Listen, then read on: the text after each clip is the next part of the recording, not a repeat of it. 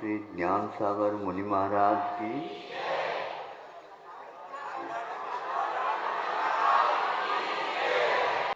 जैसा हम देखते हैं बाहर से सबको, वैसा ही वह होता है, ऐसा कोई नियम नहीं है।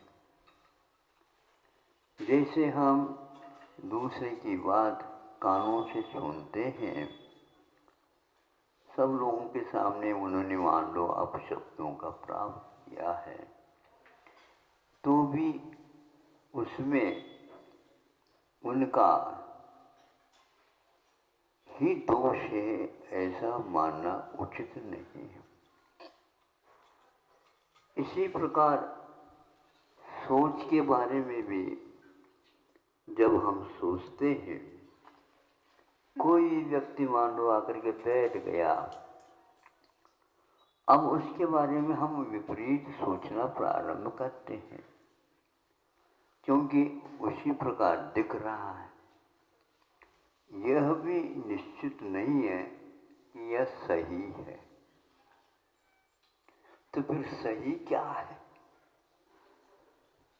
पूछने वाला पूछता है, सब दिख रहा है और प्रत्यक्ष को हम नकारें कैसे? हाँ, वो दिख तो रहा है, लेकिन वही हो यह कोई आप कह नहीं सकते। किंतु उसके बारे में ये कहा जाता है,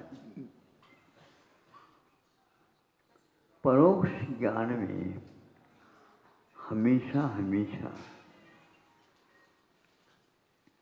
पराश्रित होकर के ही चलना पड़ता है। पराश्रित का अर्थ यह है, वह सही ही हो ऐसा कोई नियम नहीं है। जब छोटा था उस समय, कक्षा कौन सी थी मुझे मालूम नहीं है, याद नहीं है, किंतु ये क्यों उक्ति आ गई वो मैं आपके सामने रखना चाहता हूँ।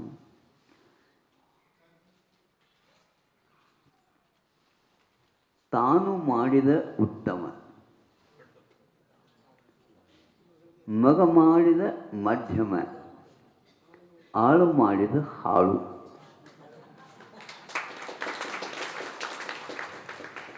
आप लोगों ने ताली बजा दी,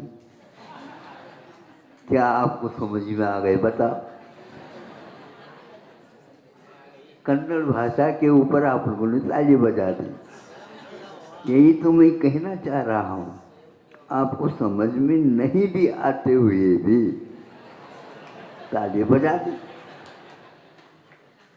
इसीलिए आचार्य कहते हैं कि हमारा जो कुछ भी देखना है, हमारा जो कुछ भी सुनना है, हमारा जो कोई भी निर्णय लेना है, ये सारे सारे क्रियाएं होते हुए भी यह वही है, इस प्रकार निश्चय नहीं करना चाहिए। लगभग इसी के इर्द गिर्द वह सम्यक दर्शन आ सकता है, क्योंकि मेरा देखा हुआ वो सही हो नहीं,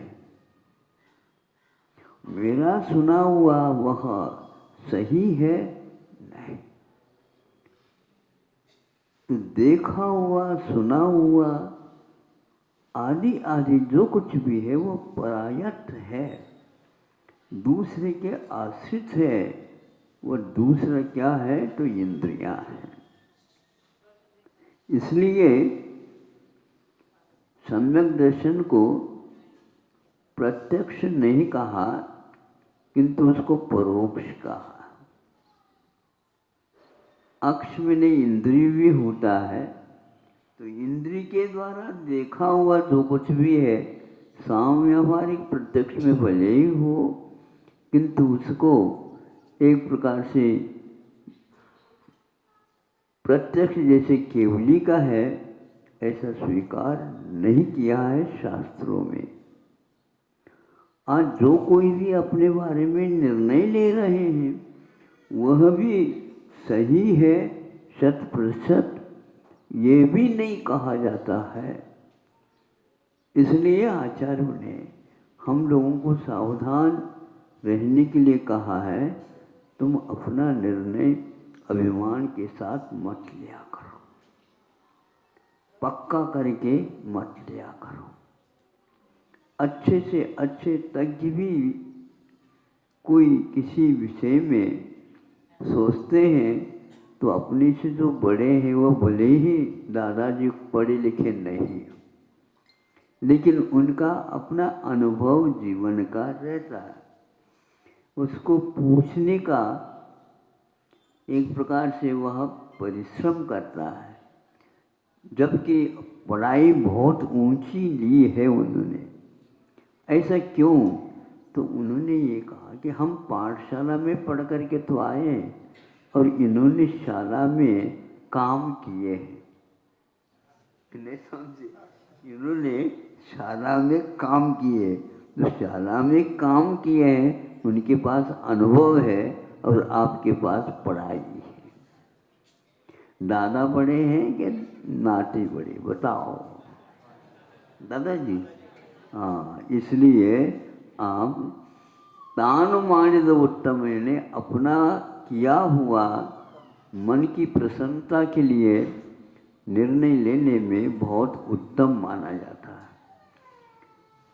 मध्यम वह है जो अपने बच्चों से काम कराता है, वह उत्तम नहीं हो सकता। और सवैतनिक मजदूर के माध्यम से किया हुआ वह जगह सुनो, आपको कहा नहीं क्या? बने हो बैठो। हाँ, प्रवचन के समय पर ये सब देख रहे हैं, आप क्या दिख रहे हो? हाँ? वो अपने आप में डरते थे, आप ही लोगों ने नियुक्त किया होगा। हाँ, तो क्या कह रहा था? ये कह रहा था कि तानुमानित उत्तम है, नहीं, स्वयं अपने हाथ से सब करना चाहिए। कुछ नहीं किए जाते ये बात अलग है, लेकिन अपने आप में स्वासित होकर के काम किया जाता है। आत्मसंतोष के लिए और अनुभव के लिए वह बहुत ही काम का होता है। अब आप लोग प्रत्यक्ष के बारे में सोचते हैं। कोई एक पेंसिल उठाया, मैंने अपनी आँखों से देखा, उन्होंने अपने पेंसिल को उठाया,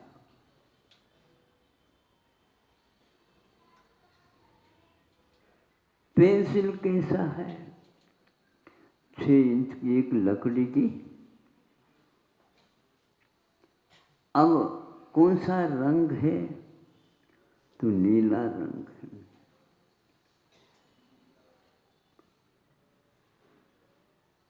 अब हम पूछना चाहते हैं, ये नीला रंग ऊपर है क्या भीतर भी है? ऊपर ऊपर है। अच्छा, तो आपका देखना अधूरा हुआ है क्या पूरा हुआ? आपने देखा, उसके ऊपर के टोके पर कुछ नहीं दिखा और उसके नीचे तल में भी कुछ नहीं दिखा, तो आपने पूरा देखा क्या अधूरा देखा? ये सब आप उल्टे बोल रहे हैं। अभी तक तो कह रहे थे हमने प्रत्यक्ष देखा, पूरा देखा।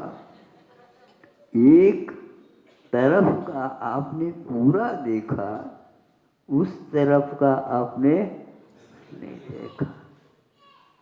तो अब चलिए, हमें महाराज दुख के कारण एक के बाद एक आते चले जा रहे हैं। कोई कुछ कर रहा होगा ऐसा लगता है, कोई ऊपरी बाधा स्वयं भी हो सकते हैं, लेकिन बाधा तो है ये क्यों आ रही है? महाराज आजकल तो लोगों को देखा नहीं जाता, दूसरे के उन्नति को, विकास को। और हमारी दुकान उन्नत हो रही थी, अब तो वो नीचे नीचे धीरे धीरे खिसकते आ रही है। आप ही बताओ महाराज, अब हम क्या करें? दुकान बंद कर दें? यहाँ से निकल करके अन्यत्र चालू कर दे? कर्मचारियों को रख ले? क्या कर ले? ये क्या होता है कि क्या आपकी दुकान आपके द्वारा चल रही है कि दूसरे के द्वारा चल रही है? दूसरा तो है ही नहीं, दूसरा अपने में बैठा है। हमारा प्राय करके यही विचार होता रहता है। कर्म को कोई भी देख नहीं रहा, क्योंकि पेंसिल के निचले भाग जैसा नहीं दिख रहा, वो इस प्रकार कर्म देखने में आता नहीं, छूने में आता नहीं, सूंघने में नहीं आता, उसका स्वाद कैसा है ये नहीं मालूम पड़ता। कोई कर्म को चबा करके खाना नहीं चाहेगा, दे देंगे तो नहीं समझे, क्योंकि उस खाने की चीज नहीं हो। आपको जो फल मिलता है वह अपना बंधा हुआ अनुभाग है, उसका फल उस स्वाद में आता है। जिह्वा इंद्रिय का वह विषय नहीं बनता, वह एक प्रकार से आत्मा का विषय बनता है। और वह स्वाध्याय करते समय ये आता है कि विश्वास करने से ही कर्म समझ में आता है, नहीं तो आता नहीं। हाथ में लड्डू है, कैसा है बताओ? गोल है, छोटा है, बड़ा है, इतना तो हो गया। स्पर्श के बारे में भी आप कह सकते हैं, लेकिन स्वाद के बारे में आप क्या कहेंगे? 1 घंटे के लिए हाथ में लड्डू रख लो, स्वाद आ जाएगा। तो आप क्यों इस प्रकार चिंता कर रहे हो? कर्म उदय में आएगा तो फल अवश्य देगा। और कर्म के ऊपर जो विश्वास करेगा, दुनिया के प्रति उसका सद्व्यवहार अपने आप हो जाएगा। दूसरे के बारे में जो आप निर्णय ले रहे हो वह उचित नहीं।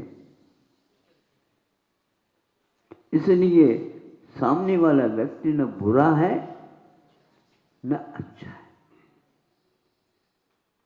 पुलिस आपको पकड़ करके ले जा रही जेल की ओर, तो पुलिस के ऊपर गुस्सा क्यों करते हो आप? ना, पुलिस के ऊपर गुस्सा क्यों करते हो? आप अपने किए हुए परिणाम के द्वारा बंधा हुआ जो कर्म है, गुस्सा करो उसके पास। क्रोध के ऊपर क्रोध करो, निश्चित रूप से वह हाथ जोड़ करके खड़ा हो जाएगा, मैं चला जाता हूं, रुकूंगा ही नहीं। हम ऐसा ये सिद्धांत है। आप लोग बहुत कुछ पढ़े लिखे हैं, कर्म के बारे में अपड़ हो अंगूठा छाप। और जो व्यक्ति इसके ऊपर विश्वास रखता है वह बहुत चैन में है। मुझे कुछ अब होने वाला नहीं है, कर्म के उदय में जो होगा उसको कोई टाल नहीं सकता। ऐसे सतिया हुए हैं, सज्जन हुए हैं, पुराण पुरुष हुए हैं, उनका यह विश्वास अडिग रहता था। बच्चों को आप लोग ये नहीं पढ़ाते, कितने भी पैसा इकट्ठा करके उसको दे दूं, वो उसके ऊपर कभी विश्वास इसलिए नहीं करेगा क्योंकि यह चंचल है। बांध करके भी आप रखो तो भी वह खिसकती है। ये विश्वास आप लोगों को हो तो आप पाप नहीं करेंगे, सत्कार्य करेंगे, दूसरे के बारे में बुरा नहीं सोचेंगे, दूसरे के बारे में और कोई भी निर्णय गलत नहीं लेंगे। ये सारे की सारी बात पुराण पुरुषों ने अपने जीवन में उतारा था।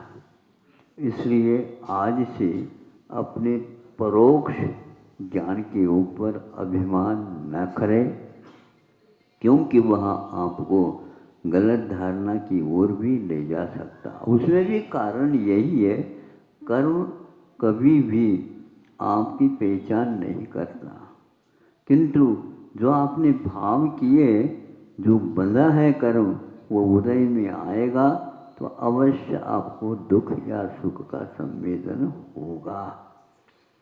इसलिए महापुरुष कभी विशेष रूप से अभिमान नहीं करते हुए अपने आगत कर्मों का मात्र फल भोगने में ही अपना कर्तव्य मानते थे और उसका फल उन्हें बहुत अच्छा मिला। बच्चों को भी इसी प्रकार कषायों से बचाना चाहें तो आप बचा सकते हैं। हमारा ज्ञान कितना भी लंबा चौड़ा क्यों ना हो, वह है अधूरा और उसमें कभी भी शांति का अनुभव नहीं होता।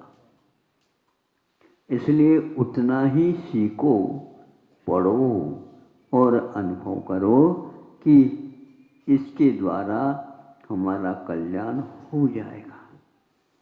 कल्याण की बात जहाँ तक हमारे दिमाग में बात आती है, वह इसी प्रकार होना चाहिए। कितनी भी कष्ट आ जाए, महिला होकर के भी, स्त्रियाँ होकर के भी सतियों के जीवन जिया, उसको पढ़ने से आज भी आप लोगों की आंखों में पानी आए बिना नहीं रहेगा।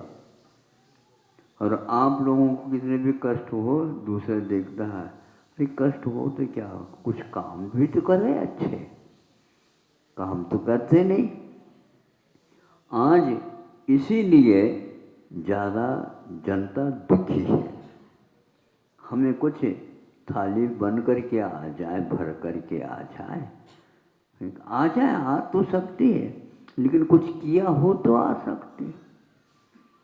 श्रम से जो वंचित रहना चाहता है, वह व्यक्ति अपने जीवन के रहस्य को नहीं समझ रहा है। आज तक किसी को बनी बनी रसोई मिली हो, मेरे ख्याल से नहीं। नाराज मेहमान आते हैं, वो कुछ भी नहीं करते और फिर भी थाली भरी आती है ना। एक दिन आती है, 2 दिन आएगी, तीसरे दिन दामाद को कह दो हमारे साथ चलो। हाँ, अतिथि कब जाओगे?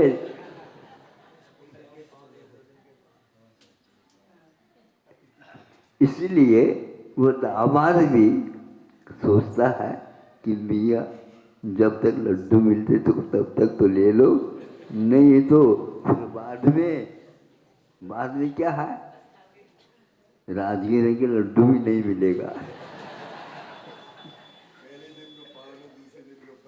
बिल्कुल तीसरा रवाना। इसीलिए कितने भी आपके मेहमान हो, उनके प्रति इतना ही व्यवहार करने के लिए किया है, उसी प्रकार आप लोगों को भी चाहिए अपना कर्तव्य कभी न रखे। हमेशा हमेशा मेहमान हो तो नहीं चलता। देवों के चरित्र पढ़ लेते हैं तो वह वहाँ पर किसी के लिए कुछ भी करते नहीं, अपने आप में ही मस्त रहते। विषय कषायों में इसके अलावा कुछ है ही नहीं। इसलिए मैं देव बनूं ऐसी इच्छा नहीं रखना। वहाँ पर बहुत भीड़ है, नहीं समझे, इतनी भीड़ है, करोड़ों की भीड़ है वहाँ पर, तो वहाँ को किसी को फुर्सत नहीं है। यहाँ पर एक माँ है तो वहाँ पर माँ कोई पंक्ति लंगी ही लगी हुई है, ये उस भाव की है, ये इस भाव की है, ये इस भाव की है, ये इस भाव की है। वहाँ पर क्या करोगे बताओ। इसी प्रकार बच्चों की वहाँ पर लाइन लगी हुई है। इसलिए सबको भूल करके ही यह सब कर्म सिद्धांत को हम अनुभव में ला सकते हैं। ज़्यादा वहाँ पर है ही नहीं। अनुग्रह होता होगा, लेकिन वह अनुग्रह भी स्वार्थ के साथ ही होता है। इसलिए अपने कर्म जो किया हुआ उसका अनुभव शांति के साथ करो, चिपक करके मत करो, ताकि आगे का रास्ता साफ हो जाए। पानी का प्रवाह बह रहा है, थोड़े से उसमें पैर रखोगे, नीचे का कादा अपने आप ही ऊपर आएगा, वो पानी आपको अच्छा नहीं लगेगा। उसी प्रकार आप अड़ोस पड़ोस की ओर मत देखो, अपने कर्मों के उदय को मात्र देखो। समझ में बात आ रही है क्या? नहीं आ रही है? फिर अपने जीवन में उतारने के बाद आ रही है दिमाग में। हाँ, इसकी प्रकार आ जाओ तो घर में बहुत शांति बनी रहेगी।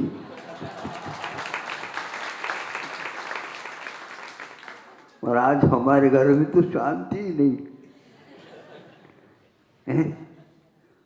दरवाजा खोल दो ताकि शांति आ जाए। नहीं समझते? दरवाजा खोल दो, यानी ज्ञान के नेत्र जिसके खुल गए, शांति ही शांति है।